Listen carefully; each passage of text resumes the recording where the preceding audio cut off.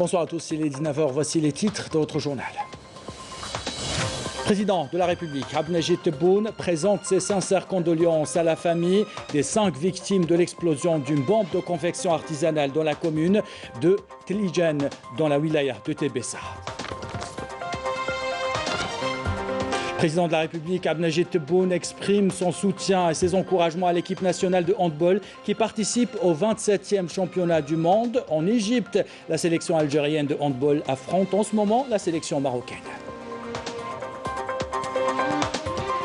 En visite à Angola, le ministre des Affaires étrangères, Sabri Bourgadoum, a rencontré le président angolais, João Lourenço, qui lui a transmis un message du président de la République, Abdelmajid Tebboune. Nous revenons sur l'activité du chef de la diplomatie algérienne dans ce journal.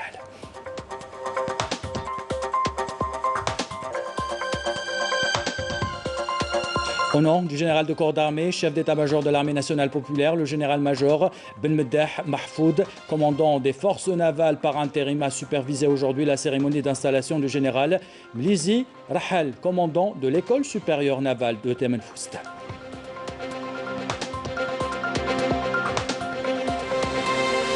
Et enfin, l'École nationale supérieure de journalisme et des sciences de l'information a son propre ciné-club. Nous verrons comment les étudiants s'organisent pour animer la vie culturelle dans leur école et comment ils se préparent à créer leur propre court-métrage. Voilà pour les titres. Bienvenue à tous. Tout d'abord, le président de la République, Abdelmajid Tebboune, a présenté ses sincères condoléances à la famille des 5 victimes de l'explosion d'une bombe artisanale près de la commune de Telijen, dans la wilaya de Tébessa. Prions Allah Tout-Puissant de les accueillir dans son vaste paradis.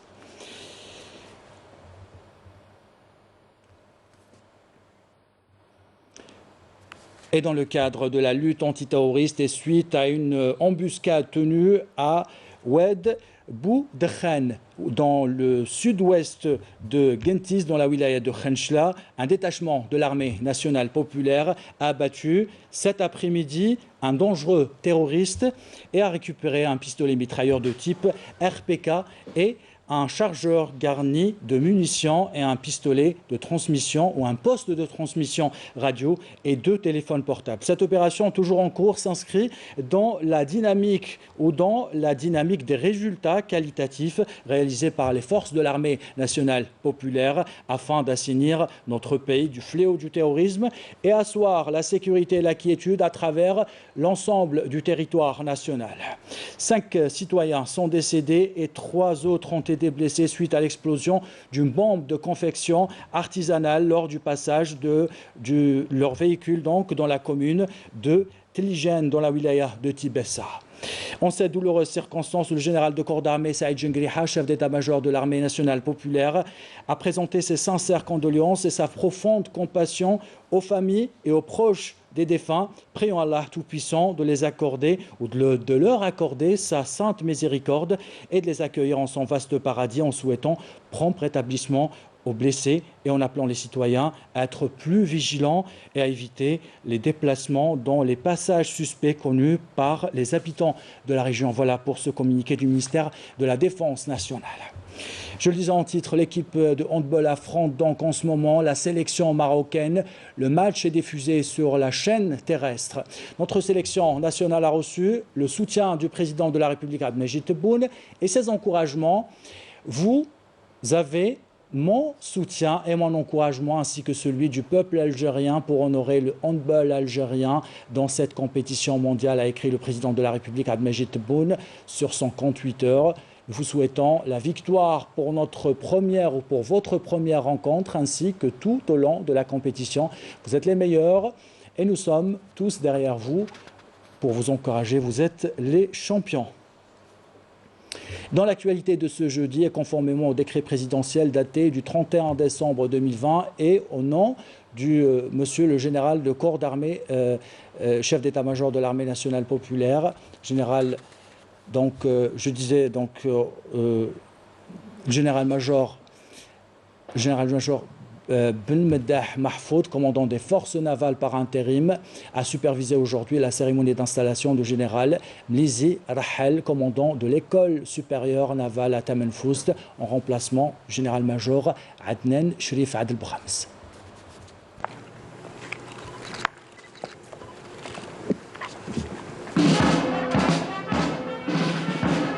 Après la cérémonie d'accueil, le général-major Ben Meddah Mahfoud, commandant des forces navales par intérim, s'est recueilli à la mémoire du regretté Moudjahid, le général-major Boutiran Mohamed, dont l'école porte le nom, avant de poser une gerbe de fleurs devant sa stèle commémorative et de réciter la Fatiha à sa mémoire et à celle de nos valeureux chouhada.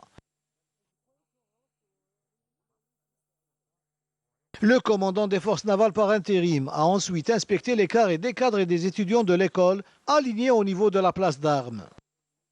وفقا للمرسوم الرئاسي المؤرخ في 31 ديسمبر 2020. Conformément au décret présidentiel daté du 31 décembre 2020 portant désignation du commandant de l'école supérieure navale de Tamanfoust relevant de la première région militaire et sur ordre du général de corps d'armée, chef d'état-major de l'armée nationale populaire, j'installe officiellement le général Milizi Rahal, commandant de l'école supérieure navale de Tamanfoust, le défunt Moudjahid, le général-major Boutiran Mohamed, en remplacement au général-major Adnan Sherif. المرحوم المجاهد اللواء محمد بوتيغان خلفا للواء عدنان الشريف.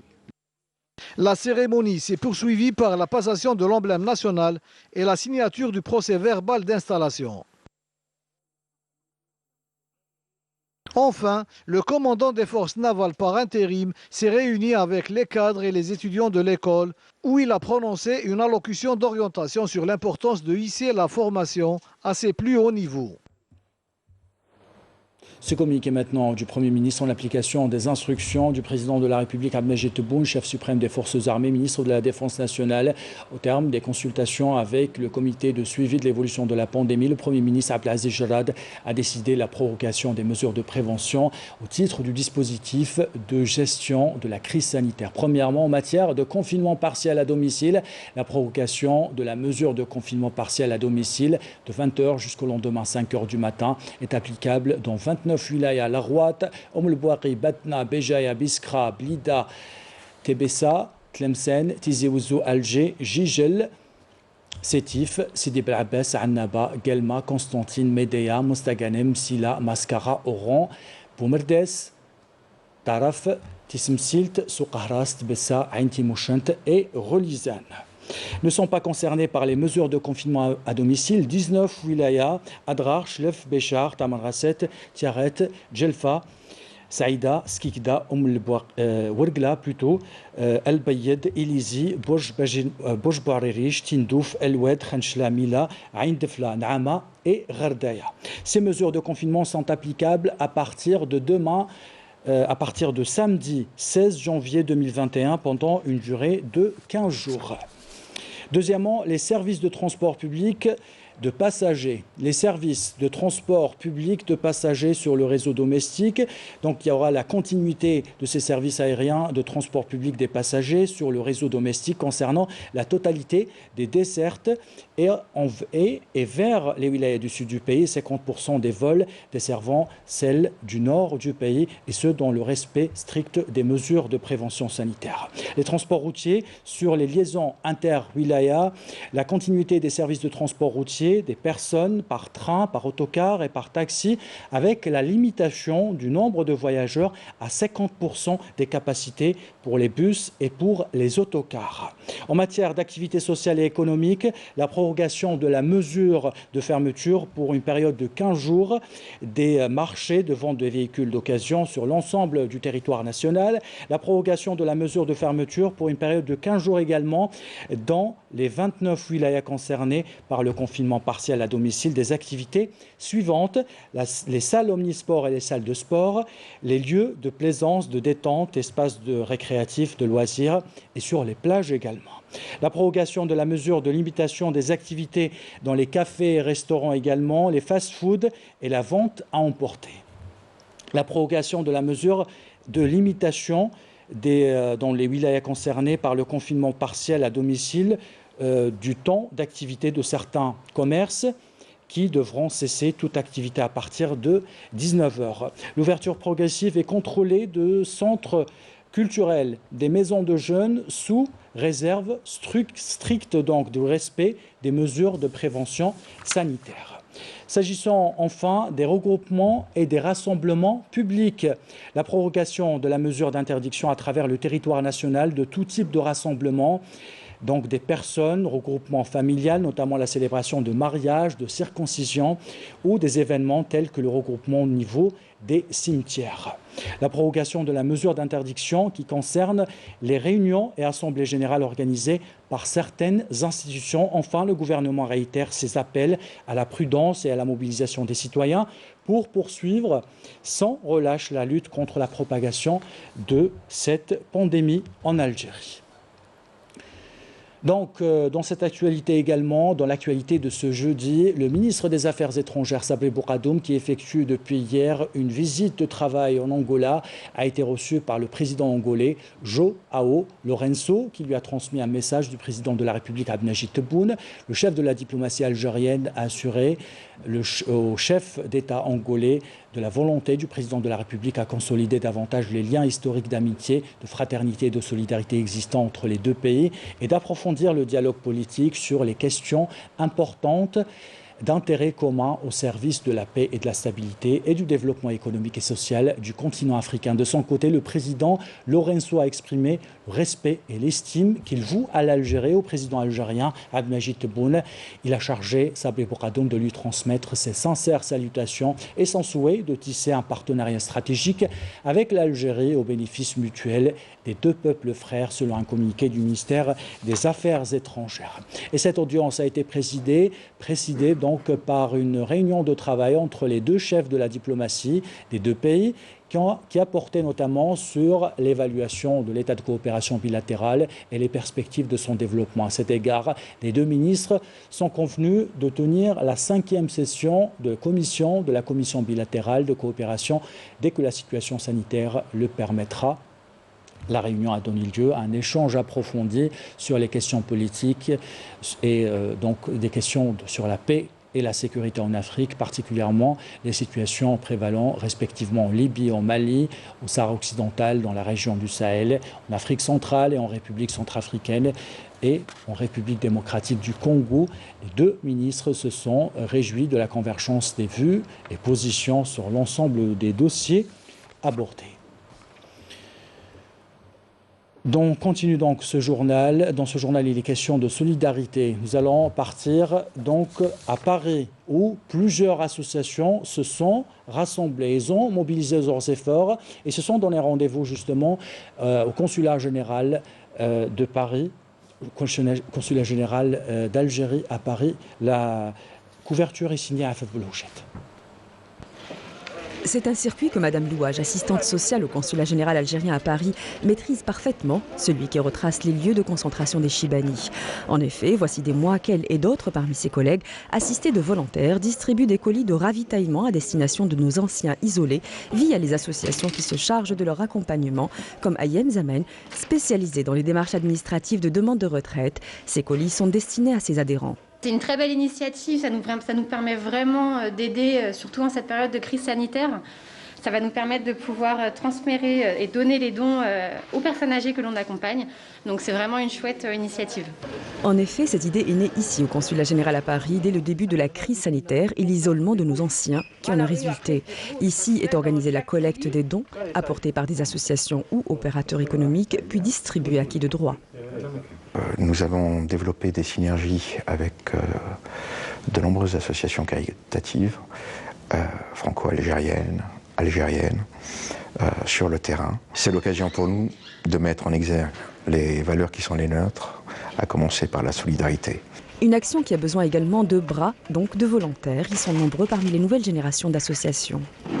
L'occasion de la nouvelle année à Mazir, nos associations et en coordination avec le consulat général d'Algérie à Paris participent à cette campagne de solidarité envers les étudiants et les personnes âgées nécessiteuses, notamment dans ces conditions climatiques et sanitaires défavorables. Inch'Allah, en tant qu'association à représentation diplomatique, nous arriverons à soutenir nos compatriotes à tout moment.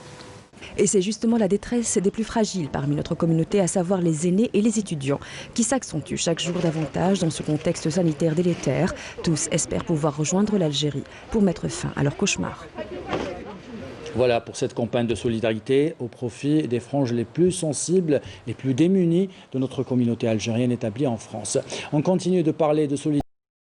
Élysée, où le Croissant algérien mobilise ses équipes pour prendre en charge les nomades de la localité, les localités reculées de Tarat notamment. Plus du personnel soignant, des agents de la sécurité sociale ont fait le déplacement pour faire adhérer les habitants qui souffrent de maladies chroniques. Abdelmajid Benrassi. Des tentes, des couvertures, des plats et des denrées alimentaires ont été en gros les aides distribuées aux habitants de Tarat, à la frontière algéro-libyenne, dans le cadre d'une caravane humanitaire.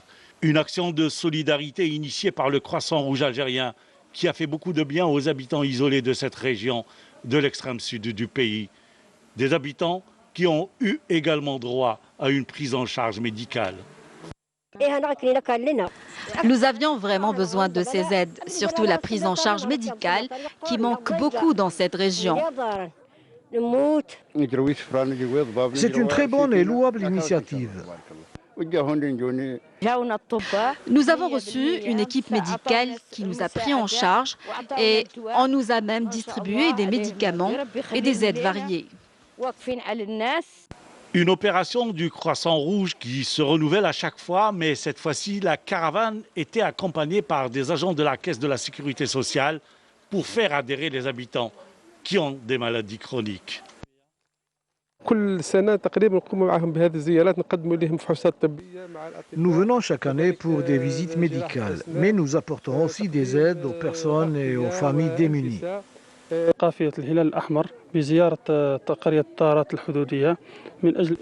Nous sommes ici dans le village de Tarat avec le Croissant Rouge pour permettre aux malades chroniques d'adhérer à la CNAS.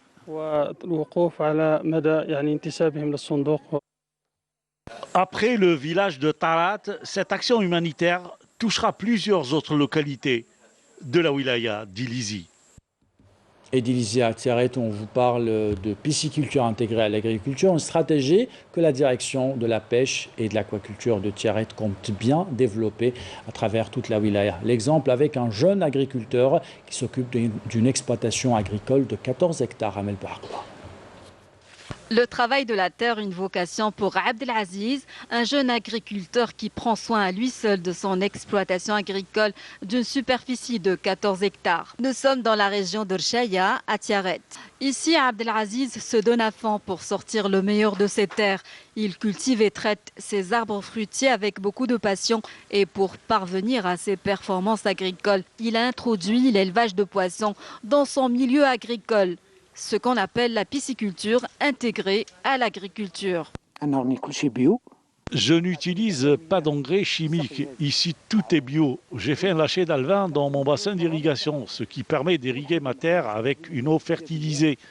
Les résultats sont satisfaisants. Je dispose de 14 hectares avec 7800 arbres fruitiers, dont 3000 oliviers, 1200 pêchers, 400 grenadiers, 1200 pruniers et 2000 pistachiers.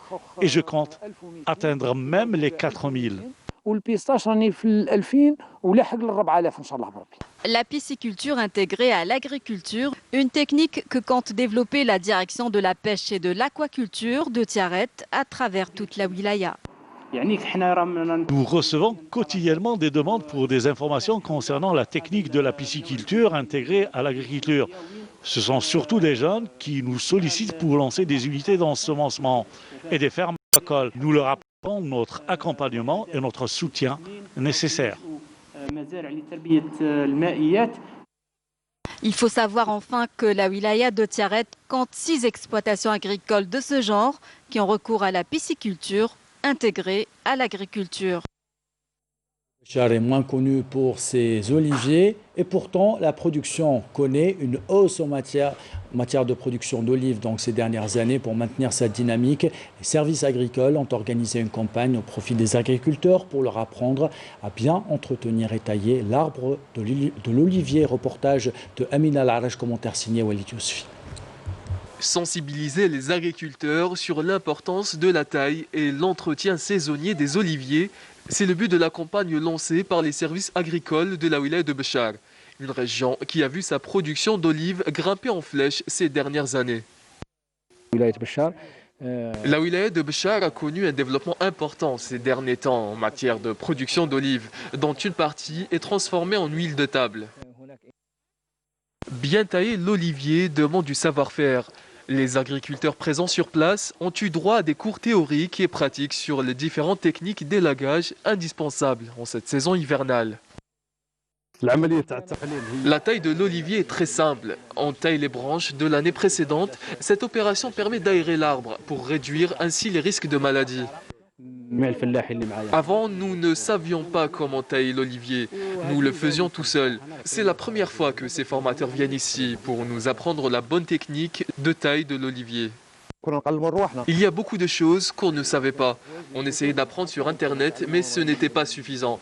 Heureusement que cette équipe est venue pour nous montrer comment faire. On m'avait expliqué l'année dernière comment faire pour tailler les oliviers. Grâce à cela, j'ai eu une production de 60 quintaux la saison passée. En ayant recours à la bonne technique, cette opération permet d'augmenter considérablement la production de l'olivier et de réduire les risques de maladies. Cette information maintenant, Algérie Post informe ses clients que l'ensemble des bureaux de poste ouvriront leurs portes exceptionnellement vendredi matin, demain matin donc, à travers le territoire national de 8h jusqu'à midi. Algérie Post a indiqué que cette mesure coïncide avec l'ouverture du nouveau calendrier de versement des retraites pour les personnes, handicapées. Le bilan de ces dernières 24 heures fait état de 267 nouveaux cas confirmés de coronavirus, 200 guérisons et 3 décès ont été enregistrés donc ces dernières 24 heures selon le porte-parole du comité scientifique de suivi de l'évolution de la pandémie de coronavirus, le docteur Jamel Fourara. Et les efforts se poursuivent justement pour venir à bout de cette pandémie dans le cadre de l'exécution des directives du Haut Commandement de l'Armée nationale populaire. Une campagne de vaccination se poursuit depuis le 10 janvier au niveau de la 4e région militaire dans la wilaya de Biskra, comme on peut le voir sur ces images, dans les régions de Al-Qrad al-Biyid, Al-Qsi'at, Hassi, Smara, Bir Arkham, Al-Houba, Hassi, Sida, dans la 4e région militaire. Plusieurs médecins et membres de l'armée nationale populaire mènent des campagnes de vaccination et des campagnes de prévention au profit des habitants de ces régions.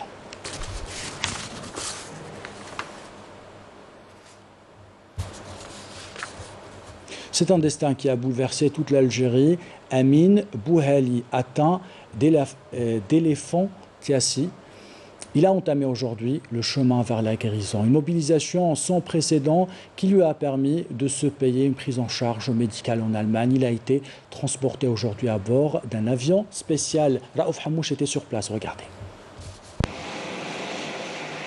C'est à bord de cet avion spécial médicalisé payé par un bienfaiteur que Amin a pris le départ vers Nuremberg en Allemagne pour subir une opération chirurgicale où il passera un séjour médical d'une durée de 6 mois. Il a été acheminé depuis sa ville natale, Médéa, à bord de cet hélico de la protection civile. Je vais enfin partir en Allemagne pour me faire soigner. Je tiens à remercier chaque personne qui m'a aidé ainsi que les pouvoirs publics.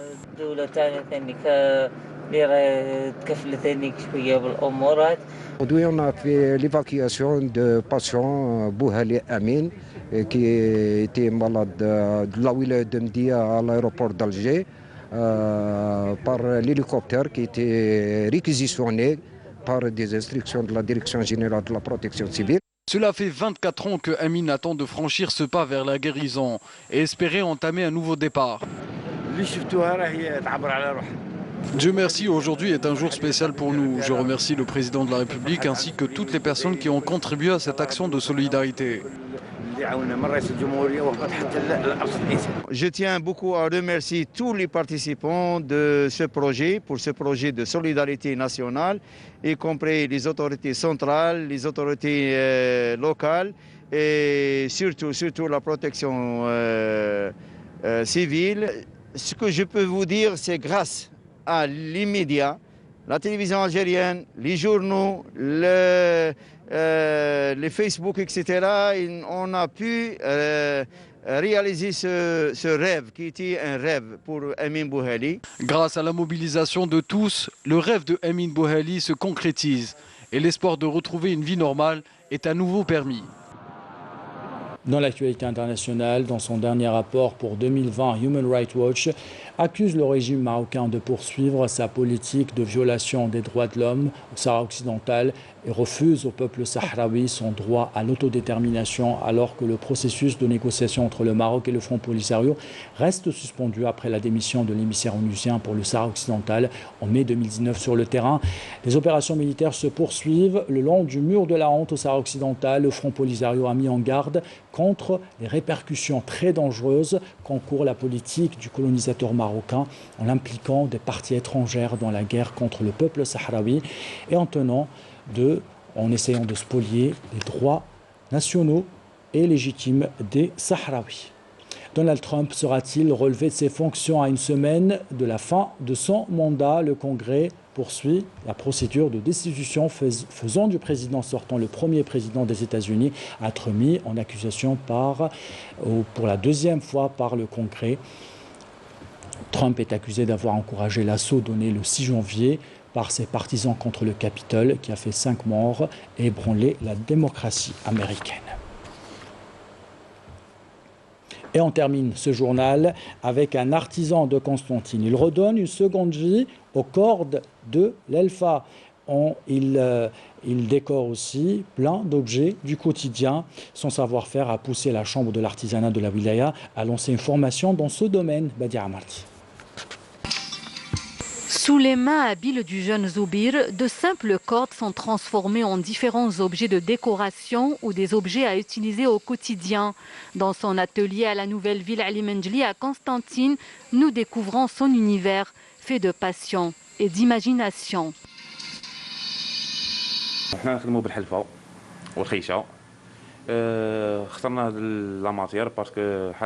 J'utilise l'alpha et la toile de jute qui sont des matériaux naturels. Je fabrique avec différents objets pour la cuisine, les salons, les chambres et même des coffres pour les mariés.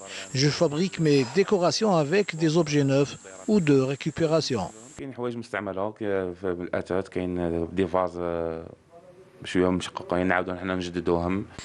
Au-delà de l'aspect décoratif, le recours à l'alpha et à la toile de jute offre beaucoup d'avantages.